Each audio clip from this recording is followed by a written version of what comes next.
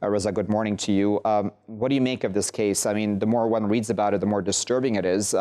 What justification do you see, if any, to continue to hold this man in prison? Yeah, I don't see any justification really, other than the fact if we were to put ourselves perhaps in the place of ICE and the position that they're in, historically, if we've seen the way ICE has handled their detainees, it's always been very poor conditions, very, very inhumane conditions. And this is not an isolated incident with this one individual.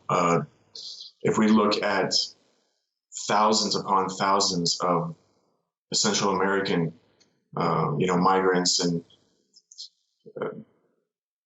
detainees, at ICE, they've experienced sexual abuse, verbal abuse, physical abuse by these, ICE agents. Even the ACLU came out with a report from 2009 and 2014 that, ICE agents have, performed these types of abuses. So, there is no justification. But once again, if we were to put the shoe on the other foot, so to speak, with the virus and having these types of restrictions as far as travel, I could see why perhaps they are detaining him, because right now he is in the WIN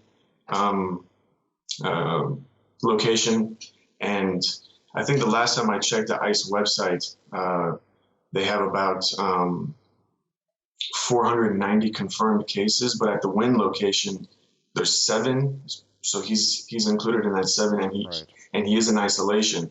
So it's as if they're taking their own steps, their own measures to kind of self-quarantine or self-isolate these.